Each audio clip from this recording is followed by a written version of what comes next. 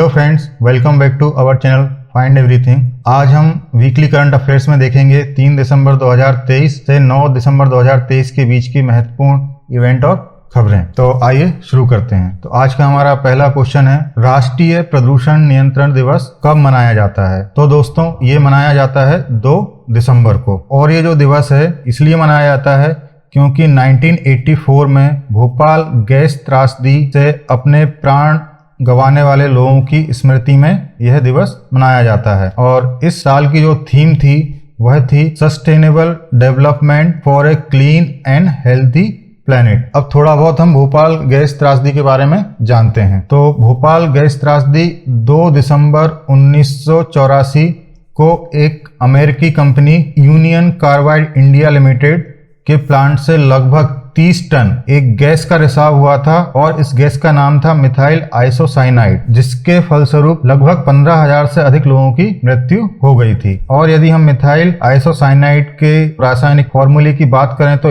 इसका chemical formula है वो है C2H3NCO। और वर्तमान में जो ये कंपनी थी यूनियन कार्बाइड इंडिया लिमिटेड, इसका जो नाम है अभी क्या है, डाउ केमिकल्स। अगला क्वेश्चन, पैंकोरियस सेबेस्टियानी किससे संबंधित है? तो दोस्तों, ये एक मकड़ी की प्रजाति है जिसे अभी हाल फिलहाल में खोजा गया है। और इसकी खोज कहाँ पे हुई है? इसकी खोज हुई है सेंदुनरी वन्यजीव अभ्यारण्य में इसकी खोज हुई है। और ये जो स्पाइडर है कौन सी प्रजाति का है? ये जंपिंग स्पाइडर की एक नई प्रजाति है और सॉल्टेसिडे परिवार से इसका संबंध है। और यदि हम इस अभ्यारण्य की बात करें तो यह अभ्यारण्य पश्चिमी घाट में एक संरक्षित क्षेत्र है जो कि केरल के कोल्लम जिले में स्थित है। और इस वन्य जीव अभ्यारण्य की स्थापना कब हुई थी? 25 अगस्त 1984 को। और जो पर्सन मकड़ियां या उससे संबंधित जैसे बिच्छू, स्यूडो स्कॉर्पियन या हार्वेस्टर ऐसे प्रजातियों की अध्ययन करता है तो इस अध्ययन को बोला जाता है आर्कियोलॉजी। हमारा अगला क्वेश्चन है, विश्व डिजिटल प्रतिस्पर्धात्मकता रैंकिंग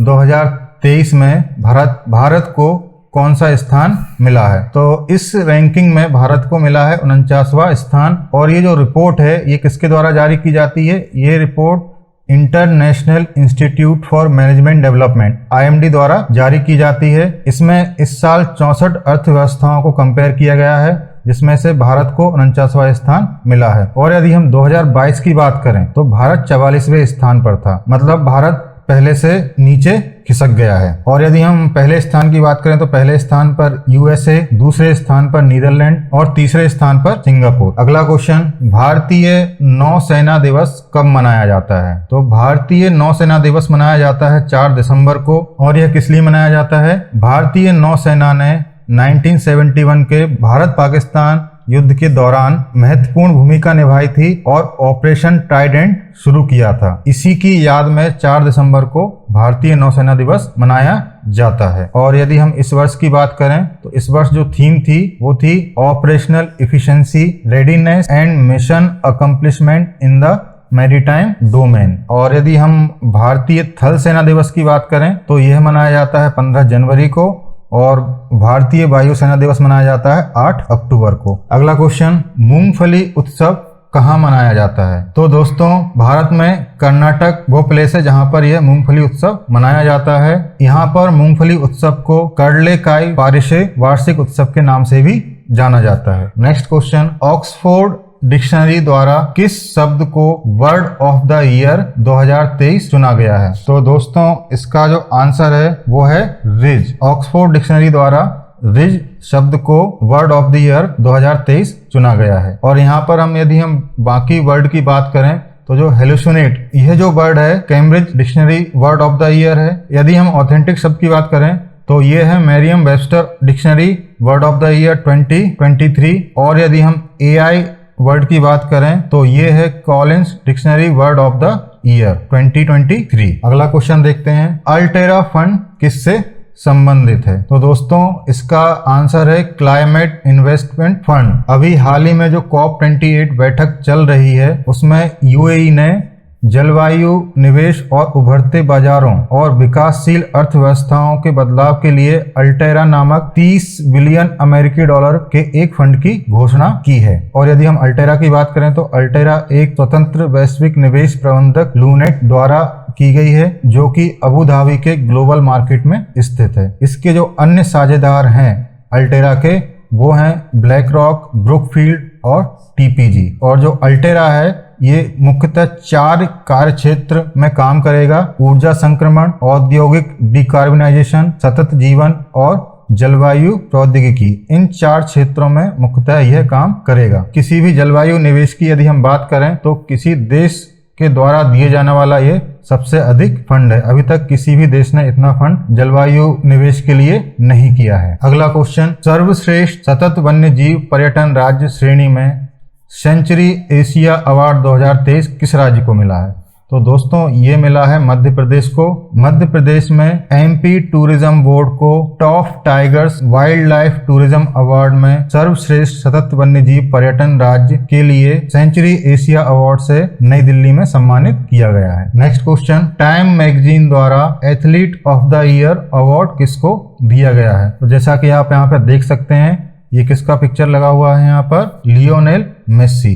तो टाइम मैगजीन द्वारा लियोनेल मेसी को एथलीट ऑफ द ईयर का अवार्ड दिया गया है। और मेसी ने रिकॉर्ड 8वीं बार बैलन ड'ओर अवार्ड भी जीता था और इन्हीं की कप्तानी में अर्जेंटीना ने फुटबॉल वर्ल्ड कप भी जीता है। यदि हम टाइम मैगजीन द्वारा दिए गए अन्य अवार्ड देखें तो अन्य अवार्ड में 2023 पर्सन ऑफ द ईयर किसको मिला है?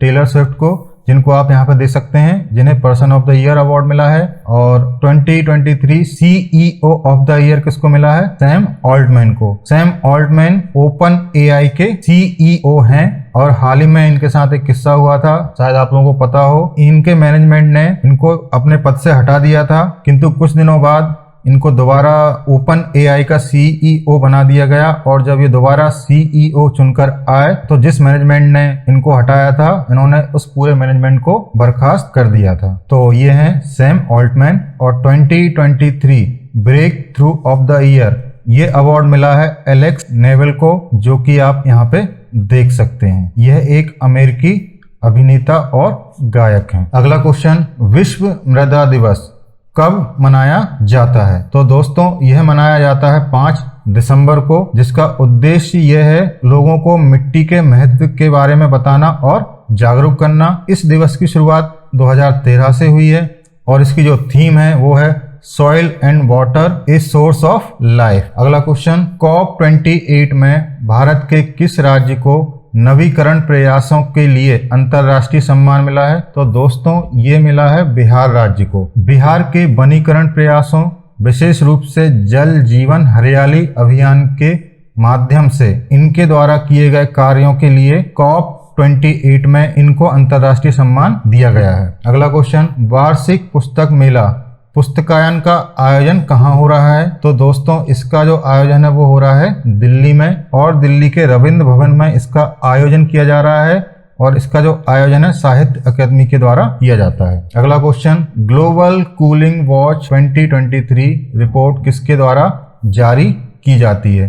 तो दोस्तों ये रिपोर्ट जारी की जाती है संयुक्त राष्ट्र पर्यावरण कार्यक्रम, यूनाइटेड नेशन एनवायरनमेंट प्रोग्राम, इसके द्वारा ये जारी की जाती है। और जिसका लक्ष्य होता है कूलिंग से लगभग शून्य उत्सर्जन प्राप्त करने की क्षमता और रास्ते, ये रिपोर्ट इन सबको दिखाती है। अगला question, national circular economy road map का संबंध किससे है? तो दोस्तों इसका जो संबंध है वो है प्लास्टिक अपशिष्ट को कम करना। ये जो रोड मैप तैयार किया गया है, ये तैयार किया गया है भारत और ऑस्ट्रेलिया के संयुक्त तत्वाधान में। इस रोड मैप को तैयार किया गया है ताकि जो प्लास्टिक अपशिष्ट है उसको कम से कम किया जा सके। अगला क्वेश्चन, यूनेस्को के अमूर्त सांस्कृतिक विरासत इंटेंजिबल कल्चरल हेरिटेज सूची में भारत से हाल ही किसको शामिल किया गया है? तो ये जो एक सूची है जिसे बोलते हैं इंटेंजिबल कल्चरल हेरिटेज, जो कि यूनेस्को के द्वारा जारी की जाती है, इसमें हाल ही में अभी गुजरात के गरबा नृत्य को इस सूची में शामिल किया गया है। और ये जो गरबा नृत्य है ये 15वें नंबर का विरासत है जिसको इस सूची में शामिल किया गया है भारत की तरफ से। बाकी के 14 जो सांस्कृतिक विरासत हैं कब और किस ईयर में उनको शामिल किया गया है इस सूची में आप देख सकते हैं। 14वें नंबर पर है आपका दुर्गा पूजा, जो कि 2021 में शामिल किया गया था। और 13वें नंबर पर है कुंभ मेला, जिसको कि 2017 में शामिल किया गया था। इस तरह से आप बाकी के 14 सांस्कृतिक विरासत भी देख सकते हैं। अगला क्वेश्चन, विश्व का सबसे बड़ा नाभिकीय संलयन रिएक्टर कहाँ स्थापित किया जा रहा है? तो दोस्तों यह स्थापित किया जा रहा है जापान में, और यह रिएक्टर यूरोपियन यूनियन और जापान दोनों ने मिलकर बनाया है। इस रिएक्टर का जो नाम है JT60SA, ये इसका नाम है, और जापान के इवाराकी प्रांत में इसको बनाया गया है। और यह जो रिएक्टर है 6 मंजिला ऊंचा है, और इसमें मुख्य तौर पर डोनट के आकार का वेसल है, जिसे क्या बोला जाता है? टोकामाक बोला जाता है। और इसका जो बजट है, इसका जो बजट लगभग 560 मिलियन यूरो, तो इसका काफी अच्छा खासा बजट है। नेक्स्ट क्वेश्चन, कॉन्डोर नामक क्वांटम चिप किसके द्वारा बनाई गई है? तो दोस्तों IBM के द्वारा ये कॉन्डोर नामक क्वांटम चिप बनाई गई है, जिसमें लगभग 1121 सुपर कंडक्टिंग क्यूबिट हैं। यह पहली बार ऐसा हुआ है कि किसी चिप में इतने सारे सुपर कंडक्टिंग क्यूबिट को जोड़ा गया है। अगला क्वेश्चन, प्रोजेक्ट जेमिनी AI किसके द्वारा लॉन्च किया गया है? तो दोस्तों जैसा कि आप यहाँ पे देख सकते हैं कि गूगल के द्वारा इस प्रोजेक्ट को लॉन्च किया गया है।